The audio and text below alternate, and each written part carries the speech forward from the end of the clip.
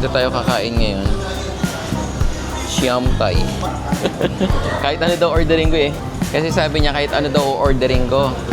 Yung pinakamahal nyo dito, kuya.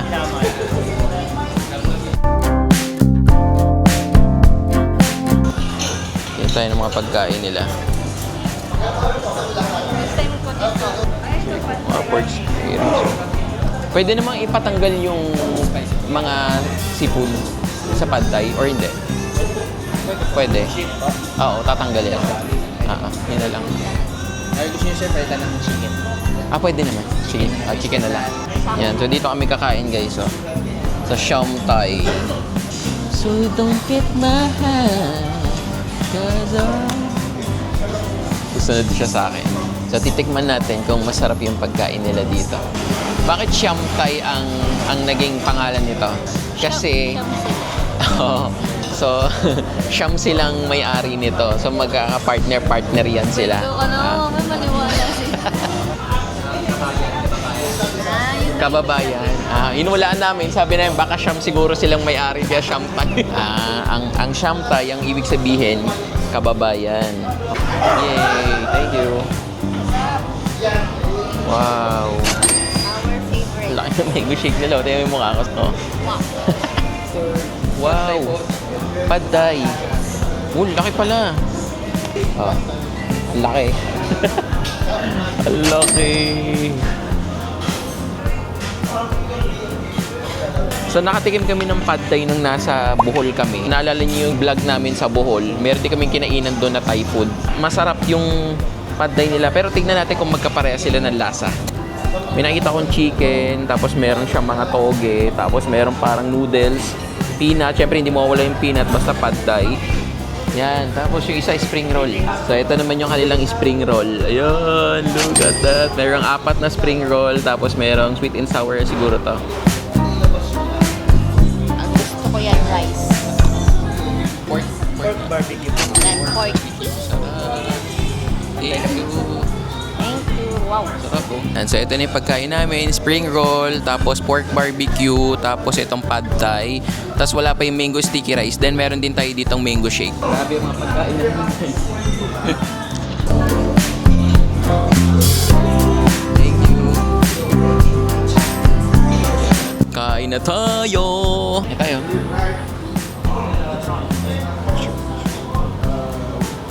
Man. Yun oh.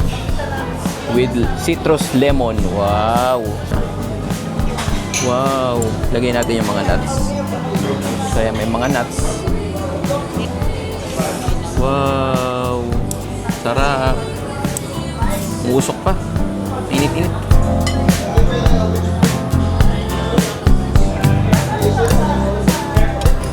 Tignan natin kung kapareho ng lasa nung nasa Bohol. Unang kagat.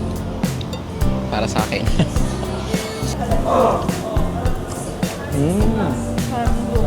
Masarap. Masarap yung lasa ng pad thai nila. Masarap yung texture ng noodles niya. Hindi siya yung pagkakinagat mo, nadudurot agad sa bibig. Ito, medyo lumalaban siya.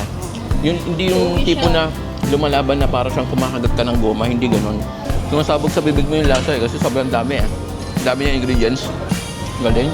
Guys, pag itatry nyo dito sa may Siam Thai, huwag nyo palalagpasin itong pad thai. Ito kanilang spring roll. Yan siya. Testingin naman natin yung kanilang spring roll. Yan. So, hindi ko muna lalagyan ng suka. Yung masarap din. Alam mo yung yung wrapper niya, hindi matigas. Malalasa mo kagad yung mga laman niya sa loob. So, madami siksik eh. Ayan o. Dami niyang laman sa loob. Siksik. Oo nga pala guys, yung pad thai nga pala namin. Ang original niya talaga, meron siya dapat shrimp.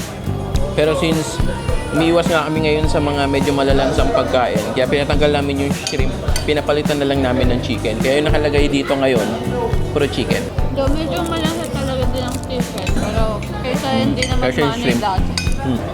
Sarap ang lasa ng pagkain dito. Ibang klase. Alam mo, buti na lang dito kami kumain. Ano na, Parang sobrang nagki-crave kami ngayon sa mga masasarap na pagkain. Meron kaming barbecue. Bite. Tikman natin. Manamis-namis yung barbecue. Tapos makapal yung meat niya. Ayun. Tsaka tender yung meat niya. Hindi siya matigas. Parang na-marinate siya ng matagal. Hanggang loob pagka kinagat mo. Lasang-lasa mo pa rin. Subukan naman natin sa suka.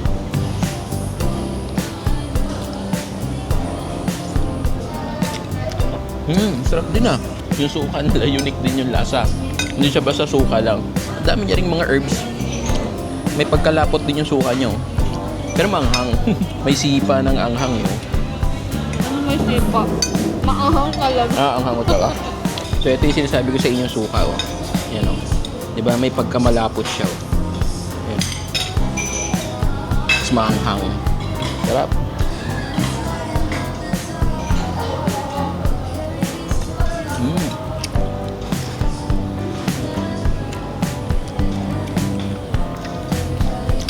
May pagkamaasim, may pagkamatamis, maanghang. Di ba siya may pagkamalapot yung texture ng suka? Tapos meron pa sila dito pa charcoal, ayan. So para kunyari, kung kumakain kayo, hindi lumamig yung barbecue, meron pang paano yan. May bago na naman kami na-discover na kainan. Ang galing, ang galing. So kaka-open lang daw nitong March lang. Itong March 2026. Kaya kung taga Fairview kayo, at malapit kayo dito sa Fairview Terraces at madalas kayong dumadaan dito, sa may tapat lang sila ng Vikings mismo. Makikita niyo yan. And then, pero sabi ko sa inyo, try nyo kumain dito. Talagang hindi kayo magsisisi. Masarap yung lasa ng pagkain nila. Worth it yung binayad nyo dito.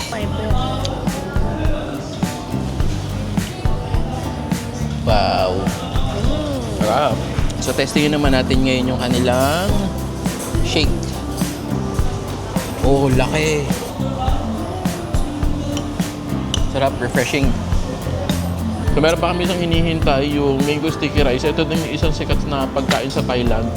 So tignan natin. Yung una ko itong nalasahan, yung mango sticky rice sa Bohol. Para siyang suman, pero lasang-lasa mo yung coconut flavor. So tignan natin kung pareho ng lasa. Sa UP Town, meron na pala. Sarap, wow! Ito na, ang aming mango sticky rice. Ito na. I-ano muna natin, dadisect muna natin. So, mango sticky rice, guys.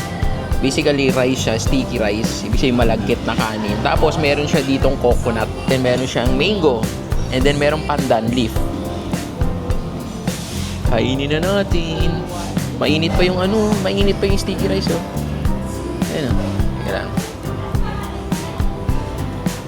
Dito na natin. Ay, musok po. Grabe. Yan, syempre, lagyan natin ng mango. Kaya nga mango sticky rice. Mainit yata. Ayan o, musok pa guys. Tingnan natin kung pareho.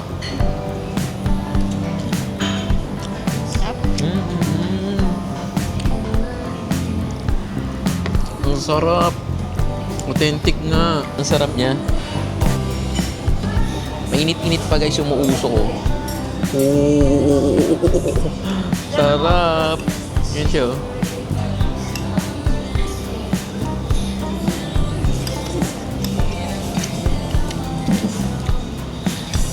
Sana, ubos na. Pandan na lang natira. Sabi ko sa inyo guys, hindi tatagal sa amin to eh. Kasi ang sarap ng lasa ng mango sticky rice sila. O, sobrang authentic talaga. So may take out pa kami. Hindi nga kasi namin naubos yung pagkain. Gawa nga na sobrang dami ng serving. Kung i-rate ko tong Siam Thai, ang rate ko dito is Siam. Bakit siyam lang? Di lang Siam. 10 over 10 ang rate ko dito. Gawa ng una, masarap yung pagkain. Pangalawa, worth the price yung pagkain nila dito. So ayun lamang guys, kami po ay magbi-bill out na and kami ay uuwi na after nito. Kaya naman guys, maraming salamat sa pakikitambay dito sa aking YouTube channel. Ayan guys, so see you ulit guys sa mga susunod pa mga vlog. Kung meron kayong gusto ipa-shoutout, comment lang kayo sa baba. Yun lamang guys, ingat kayo palagi, stay safe and God bless you all. Bye guys! Bye ka na, Nay!